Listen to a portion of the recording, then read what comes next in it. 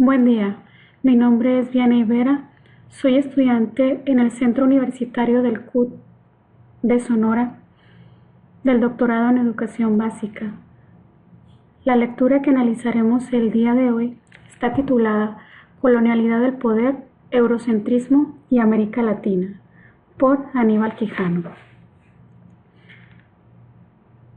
Es importante destacar que la reflexión que aquí se hará será en base a documentos escritos por él, por Aníbal Quijano, con base a la reflexión a la que él llega, apoyándonos en diferentes autores. Es importante cuestionarnos de dónde surge la idea de colonialidad del poder. ¿De dónde surge esa idea? Bueno, la colonialidad del poder precisamente surge desde la conquista y colonización de América. Ese proceso violento que surgió en aquella época de dominación de pueblos, donde su principal arma de conquista, nos menciona Quijano, fue el nuevo patrón de dominación social, que es lo que hoy conocemos como la palabra raza. Esa idea de raza no se refiere solamente al etnocentrismo, no era la idea de superioridad e inferioridad lo que estaba aquí en juego, no solamente era eso, sino que se refería a algo muy específico, nos dice Quijano. En aquel tiempo se debatía sobre si los conquistados, si esas personas a las que conquistaban eran o no humanos, tenían o no tenían alma. Y al fin y al cabo, cuando llegaron a la conclusión después del debate que sí eran humanos, menciona Quijano que al fin y al cabo no se les trató ni con una mínima humanidad posible. Entonces, no solo era la idea de superioridad e inferioridad, sino el debatir si eran o no humanos. Las primeras víctimas son los que desde ese momento se llamarían indios. Entonces es como a partir de ese momento la relación social entre dominados y dominantes se funda en la idea de raza, de que la gente es desigual por su naturaleza biológica. Esta idea ocurre a finales del siglo XV en adelante y así es como empieza a producirse la colonialidad del poder.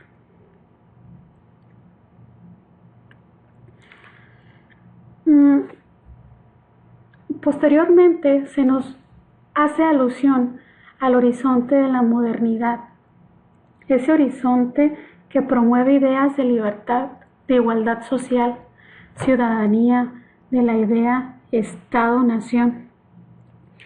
Ese horizonte de la modernidad que trae la esperanza al pueblo oprimido.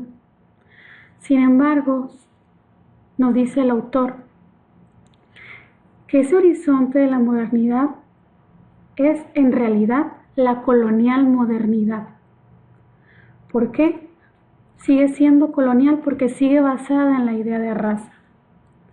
Mientras se apoye, se nutra de la idea y de la práctica social de raza, entonces esas propuestas, esas promesas del horizonte de la modernidad no pueden llevarse a cabo porque su principal promesa es la igualdad social.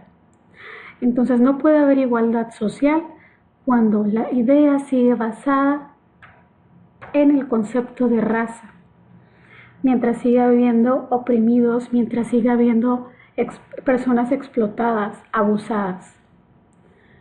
Entonces sigue siendo la colonial modernidad. ¿Por qué? Porque sigue reproduciéndose el origen racial de las relaciones sociales. Nos dice que se puede observar cómo la colonialidad del poder se redefine, se modifica, mas no se elimina, al contrario, sigue reproduciéndose tras discursos de libertad. Esto es lo que sucede, esta reproducción, un ejemplo de la reproducción de la colonialidad del poder es lo que sucede por medio de la tecnología, a la cual no todos tienen las mismas posibilidades de acceder. Por ello es necesario realizar el siguiente cuestionamiento. ¿Cómo ha contribuido la tecnología al dominio de saberes por parte del eurocentrismo a países pobres? ¿Cómo ha contribuido la tecnología a esa colonialidad? ¿Sí? Para ello citaremos a estos autores. Matelar, 2002, nos dice que debemos ser conscientes de que la revolución tecnológica de la mano del capitalismo global ha posibilitado que la colonialidad del poder actualice sus cauces de dominación.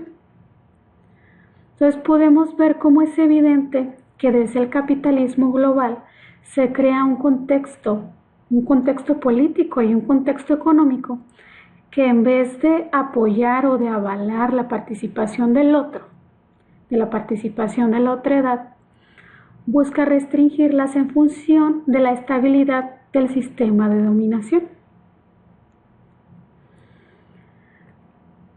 También Linares, 2014, nos dice que históricamente quienes ostentan el poder han tratado de dominar a las masas mediante el uso de recursos tecnológicos. En primer término, nos dice que la televisión se ocupó de tratar de estandarizar el pensamiento hacia la banalidad del consumo. Después, trató de establecer un pensamiento hegemónico con los intelectuales al servicio del Estado, naciendo así la nueva clase social llamada comentocracia. Es de esta manera como la información obtenida a través de la tecnología y más específicamente por medio de Internet es manejada por unos cuantos, al grado de manipularla para dar a conocer solo lo que pueda seguir alimentando el capitalismo global. Por un lado, el resto de la población cree que al fin ha sido liberada de esa manipulación, puesto que ya cuenta con múltiples canales, con múltiples medios para obtenerla. Pero por otro lado, se encuentra el grupo dominante, que es quien está tras de toda esa información que circula en la red. Entonces, estos son ejemplos de cómo esa colonialidad del poder se va reproduciendo. Ahora veremos lo que dice Marie, 2011. Nos dice que nuevos procesos de estratificación de la población, donde factores como el analfabetismo digital, la restricción en el acceso a recursos tecnológicos, la imposibilidad de interconexión a la red de Internet, entre otros, dan cuenta de las brechas estructurales en un mundo tecnosocial. Y sin duda alguna, esta brecha digital representa uno de los pendientes en el mundo, porque no se puede pasar por alto que los sectores, que los pueblos desprotegidos son quienes no tienen acceso a las redes y a los que se les quiere dar voz.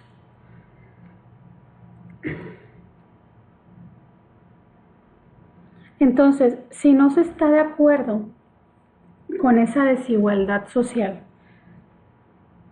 si no se está de acuerdo con esa injusticia, nos dice Quijano, no podemos irnos a otra parte. ¿Por qué? Porque vamos a seguir viviendo en el mundo. Entonces se trata de vivir adentro y en contra. Pero este vivir adentro y en contra no significa solamente estar todo el tiempo cuestionando y resistiendo las relaciones de poder fundadas en esta idea de raza, sino que implica algo más que la lucha social y política, algo más profundo, permanente. Él hace alusión a que tiene que haber una revuelta epistémica constante, es decir, hay que expresar y considerar distintos conocimientos, distintas maneras de pensar, de proceder de los distintos grupos de la sociedad. Por eso debe haber esta revuelta epistémica constante. Algo importante que resalta es que esto no quiere decir que surja una epistemia alternativa que derrote a la del poder, porque se caería en lo mismo, se caería en que hay un dominante y un dominado, sino que debe haber una revuelta epistémica constante. Entonces es así, es precisamente así como surge el concepto de decolonialidad. Este concepto emerge como categoría de análisis y proyecto reflexivo en el contexto latinoamericano, con el propósito de generar nuevas alternativas de configuración epistémica y revalorización de los saberes, sentires y prácticas de los grupos culturales dominados en el transcurso de la historia. Y aquí es lo que comentaba, que no implica la producción de una episteme alternativa, sino una producción constante de varias epistemes. ¿Por qué? Porque como la especie y su historia son heterogéneas, no puede hablarse de una sola episteme, de una sola manera de pensar, de un solo conocimiento, no, sino de procesos que van en dirección de epistemes que contradicen a la del poder. Entonces, esta episteme hegemónica está actualmente en crisis porque contiene un conflicto con más maneras de pensar que ahora sí han sabido hacerse escuchar, no como antes, que dominaba una. Ahora sí, aunque todavía sigue dominando, ahora han surgido las otras que han sabido hacerse escuchar. Entonces nos menciona el autor que la decolonialidad del poder no ocurre si no hay una reproducción innovadora de cómo se organiza la subjetividad de la población de cada uno de sus miembros. Por ello, lo que interesa aquí, el punto de interés es atender en saber cómo las personas producen memoria, cómo producen su conocimiento, cómo se organizan para crear un proceso social alternativo. Y precisamente se observa que gran parte de estas epistemologías transitan por los canales de flujo otorgados por las tecnologías, más en especial por las redes sociales, por las que están conectadas a Internet. Entonces es por ese medio por donde la gente se hace escuchar, donde coincide en tiempo con otras personas que comparten o no su mismo pensar y sentir. Por ello es necesario cuestionarse y a la vez concluiremos con la siguiente interrogante. ¿Cómo puede usarse la tecnología para generar un pensamiento reflexivo y crítico sobre el decolonialismo? Para contestar esta pregunta nos basaremos en las propuestas realizadas en una investigación llamada Redes sociales, memoria digital en la investigación social, desde el constructo de los intelectuales orgánicos, por Linares, 2014. Nos dice aquí que se puede usar la tecnología estableciendo colectivos virtuales en las redes sociales en función de distintos temas de interés social, investigando desde la participación y colaboración de los grupos para entender la realidad y revertirla en favor de todas las comunidades. También promoviendo la divulgación de información con el fin de concientizar, es decir, socializar la producción científica de intelectuales orgánicos, de esos intelectuales que investigan y que obtienen información desde y con el pueblo, desde los más necesitados, desde los que quieren hacer escuchar su voz, mas se les ha imposibilitado. También ir en busca de quienes no tienen voz para ser representados mediante una ciberdemocracia. Bueno, eso es todo por mi parte. Agradezco su atención.